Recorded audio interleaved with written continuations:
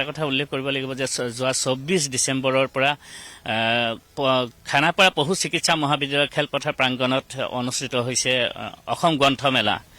14 দিনীয়াকৈ অনুষ্ঠিত এই গ্ৰন্থমেলা আজি 10টা দিনত ভৰি দিলে। ইতিমধ্যে গ্ৰন্থমেলাৰ উপলক্ষে বিভিন্ন কাৰ্যসূচী লোৱা হৈছে। মই কিংকৰক সেই দৃশ্য দেখাবৰ কাৰণে অকণমান অনুৰোধ জনাইছোঁ। যিহেতু আজি পুৱাৰ ভাগত কিছু পঢ়ুৱৈৰ সংখ্যা হেৰেঙা যদিও কিন্তু বিয়লিলৈ ইয়াৰ পঢ়ুৱৈৰ সংখ্যা যথেষ্ট বৃদ্ধি পায় আৰু সেই যথেষ্ট বৃদ্ধি পোৱাৰ 10টা দিনত প্ৰায় 3 কোটিতকৈ অধিক টকাৰ ইতিমধ্যে গ্ৰন্থ বিক্ৰী হৈছে বুলি উল্লেখ কৰিছে প্ৰকাশন পৰিষদৰ যিসকল বিষয়ববী আছে। সচিবৰ পৰা আমি গম পাইছিলোঁ যে প্ৰায় যোৱা দেওবাৰৰ দিনটোলৈকে 3 কোটিতকৈ অধিক টকা গ্ৰন্থ বিক্ৰী হৈছিল। ঠিক সমান্তৰালকৈ আজিৰ দিনটোত তেওঁলোকক সেই তথ্য হয়তো কিছু সময় পিছতে আমি সেই কথা আমি গম পাম।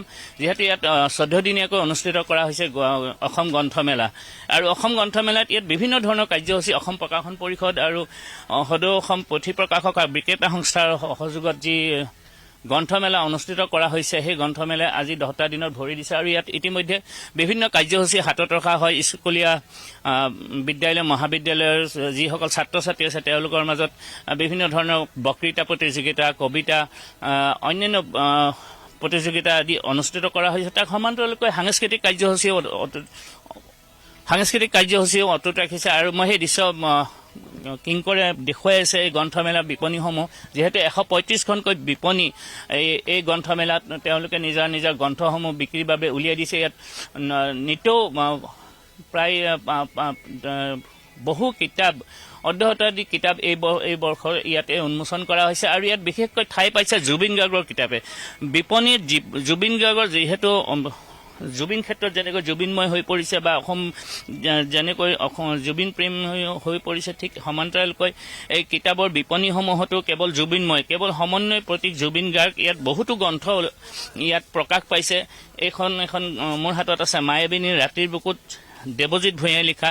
ঠিক একেদৰে কুমুদ চন্দ্ৰ ডেকাই উলিয়াইছে জুবিনৰ গান। সেই দৃশ্যসমূহ মই কিংকৰক দেখুৱাবৰ কাৰণে অনুৰোধ জনাইছোঁ। জুবিনৰ গান ইত্যাদি জোনাক যুগান্তৰ বৰা কেৱল জুবিনময় হৈ পৰিছে জুবিনৰ কিতাপ লৈ। মোৰ হাতত এই বিপণীৰ স্বত্বাধিকাৰ আছে, মই তেওঁৰ পৰা কিছু কথা জানিব বিচাৰিম। দাদা, এইবাৰ গ্ৰন্থমেলাত কোনবিলাক কিতাপে সমাদৰ লাভ কৰিছে? হয়, এইবাৰ গোটেই জুবিনময় হৈ পৰিছে। জুবিন গাৰ্গৰ কিতাপখিনি শ্ৰেষ্ঠ বিক্ৰী হৈ আছে। তাৰপিছত যিখিনি নতুন গ্ৰন্থ বা প্ৰকাশন পৰিষদ বঁটা পোৱা গ্ৰন্থখন, এইবিলাক কিতাপ চলি আছে। কিন্তু প্ৰথম কথা হ'ল জুবিনময় হৈ পৰিছে এইবাৰ। কেৱল জুবিনৰ কিতাপ বিক্ৰী হৈছে বুলি? হয়, জুবিনৰ কিতাপটো মানে আটাইতকৈ বেছি বিক্ৰী হৈছে। উল্লেখ কৰিব লাগিব যে পূজা ইয়াত প্ৰায় অৰ্ধশতাধিক কিতাপেই জুবিনৰ কেন্দ্ৰ কৰি লিখা কিতাপ। পিতৃদৃষ্টিত জুবিন এখন আজিৰ প্ৰায় কেইবাবছৰ আগতেই কিতাপ এখন আছিল, কিন্তু ইয়াৰ সমাদৰ এতিয়াও আছে আৰু এই গ্ৰন্থমেলাত কেৱল জুবিনৰ কিতাপ বিচাৰি আহে সকলো পঢ়ুৱৈ লোকে, শিশুৰ পৰা বয়োজ্যেষ্ঠজনলৈকে। ইয়াত সেই কেৱল জুবিনৰ কিতাপ। এইবাৰ নতুন কিতাপ আৰু কি আহিছে? প্ৰকাশন পৰিষদ বঁটা পাইছে এইবাৰ। হয়, এইখনো চলি আছে। মনোজ গোস্বামী দাৰো এখন আহিছে। এইখন এখন ইতিমধ্যে স্বনিৰ্বাচিত মনোজ কুমাৰ গোস্বামীৰ স্বনিৰ্বাচিত 26 এখন গল্প সংকলন আৰু সেই গল্প সংকলনখন ইতিমধ্যে ইয়াত গ্ৰন্থমেলা বিপণীত এইবাৰ দেখা পোৱা গৈছে। ঠিক একেদৰে উল্লেখ কৰিব লাগিব যে আৰু দুখন গ্ৰন্থ আছে। এখন হ'ল মৃণাল কলিতাৰ পাখি মেলা সপোন আৰু কি চিঞৰ। আকৌ এইখনো গৈ আছে। এখন আনকমন কিতাপ, পাখি মেলা সপোন মনীন্দ্ৰ বৈশ্যৰ, মৃণাল কলিতাৰ চিকাৰ। অন্যান্য বিপণীত কিংকৰক সেই দৃশ্যাংশ দেখুৱাবৰ কাৰণে অনুৰোধ জনাইছোঁ।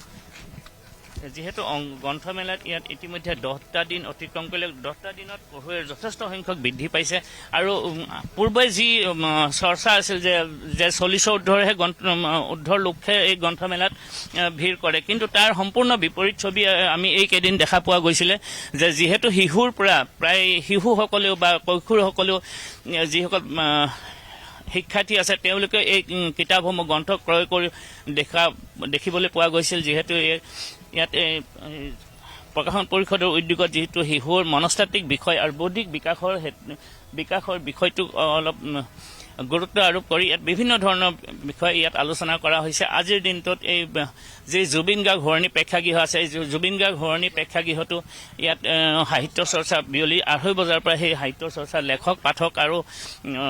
লেখক পাঠকৰ সৈতে এক সাহিত্য আলোচনা অনুষ্ঠিত কৰা হ'ব ঠিক একেদৰে এটা কথা উল্লেখ কৰিব লাগিব যে যি 14 দিনীয়াকৈ অনুষ্ঠিত হৈছে যি গুৱাহাটী গ্ৰন্থমেলা অসম গ্ৰন্থমেলা তাৰ বিপৰীতে কিন্তু সাহিত্য চৰ্চাৰ লগতে এক আন এটা বিষয়ে ঠাই পাইছিল যিহেতু এই বিপণী সাহিত্য চৰ্চাৰ এটা প্ৰকৃতি সংৰক্ষণৰ ক্ষেত্ৰতো এক অভিনৱ পদক্ষেপ লোৱা দেখা গৈছিল মই কিংকৰক সেই দৃশ্য দেখাব অনুৰোধ জনাইছোঁ বনফুল প্ৰকাশন ওপৰৰ যি বনফুল প্ৰকাশন সেই বনফুল প্ৰকাশন আৰু নেচাৰ্ছ বেকনৰ লগত নেচাৰ্ছ বেকনে ইতিমধ্যে সেই সাহিত্যৰ চৰ্চাৰ লগতে প্ৰকৃতি সংৰক্ষণৰ ক্ষেত্ৰত এক অভিনৱ পদক্ষেপ লোৱা দেখা পোৱা গৈছিল কিংকৰে যদি সেই ছবিসমূহ অকণমান দেখুৱাবৰ কাৰণে অনুৰোধ জনাইছোঁ কিংকৰক যিহেতু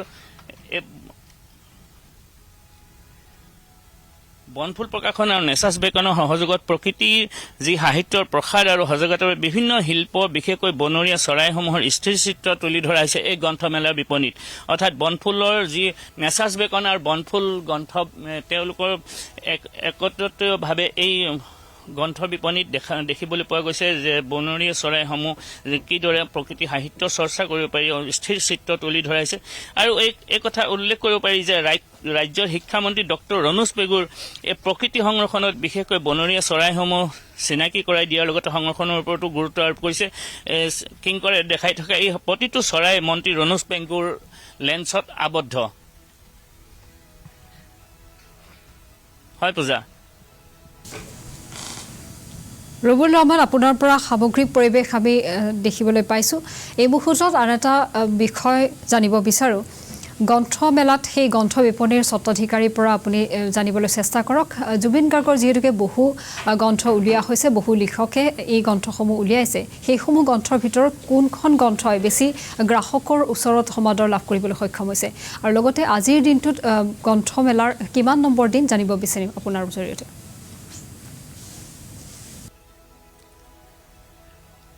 হয় আজি 10টা দিনত অতিক্ৰম কৰিছে যোৱা 24 ডিচেম্বৰৰ পৰাই এই গ্ৰন্থমেলা অনুষ্ঠিত কৰা হৈছে আৰু 24 ডিচেম্বৰৰ পৰা 6 জানুৱাৰীলৈকে এই গ্ৰন্থমেলা চলি থাকিব আৰু উল্লেখ কৰিব পাৰি যে পূজা এই 2025 বৰ্ষটো গ্ৰন্থ বৰ্ষ হিচাপে পালন কৰা হৈছিল আৰু সেই সূত্ৰে অসম প্ৰকাশন পৰিষদে বিভিন্ন জিলাত প্ৰায় 8খন জিলাত এই গ্ৰন্থমেলা অনুষ্ঠিত কৰি আহিছে আৰু তাৰ সমান্তৰালকৈ গুৱাহাটীতো এই অসম গ্ৰন্থমেলা অনুষ্ঠিত কৰিছে হয় পূজা আপুনি যেহেতুকে গ্ৰন্থমেলাৰ বাকৰিত উপস্থিত আছে সেই গ্ৰন্থমেলাৰ যিসকল বিপণীত দেখিবলৈ পোৱা গৈছে সেই গ্ৰন্থমেলাৰ বিপণীসমূহৰ স্বত্বাধিকাৰীৰ পৰা জানিবলৈ চেষ্টা কৰক যিহেতুকে জুবিন গাৰ্গৰ বহু গ্ৰন্থ উলিওৱা হৈছে বহু লেখকে বহু জুবিন গাৰ্গক সামৰি বহু কথা লিখা হৈছে কোনখন গ্ৰন্থ আচলতে জুবিনৰ কোনখন গ্ৰন্থ গ্ৰাহকৰ ওচৰত বেছি সমাদৰ লাভ কৰিবলৈ সক্ষম হৈছে জানিব বিচাৰিম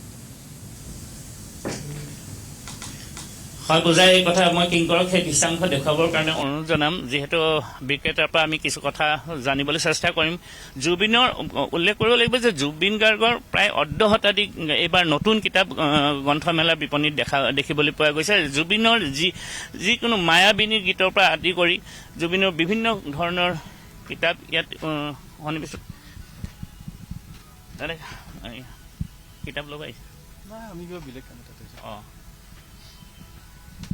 আপোনালোকৰ বিপণীত কেনে ধৰণৰ কিতাপ বিক্ৰী হৈছে মই বিপণীত নহয় দাদা কেনে ধৰণৰ কিতাপ বিক্ৰী হৈছে এইবাৰ চব কিতাপে বিক্ৰী হৈছে তথাপি জুবিনৰ দেউতাকে এইখন লিখা কেনে- এইখন কিতাপে হায়েষ্ট চেল বুলি ক'ব পাৰি এইবাৰ এইখানে বেছি গৈছে আৰু জুবিনৰ অন্যান্য কিতাপো গৈছে আমাৰো এইবোৰ আছে জুবিনৰ গানৰ জুবিন প্ৰাণৰ জুবিন এইবোৰ কিতাপ বিক্ৰী হৈ আছে আৰু অন্যান্য কিতাপো গৈছে মানুহে চব কিতাপে হেৰি কৰিছে গল্প উপন্যাস এইবোৰ মই কিংকৰক অন্যান্য বিপণীসমূহ দেখুৱাবৰ কাৰণে অনুৰোধ জনাইছোঁ আমি পুনৰৱৰ্তীতা আন এখন বিপণীলৈ আমি বিশেষকৈ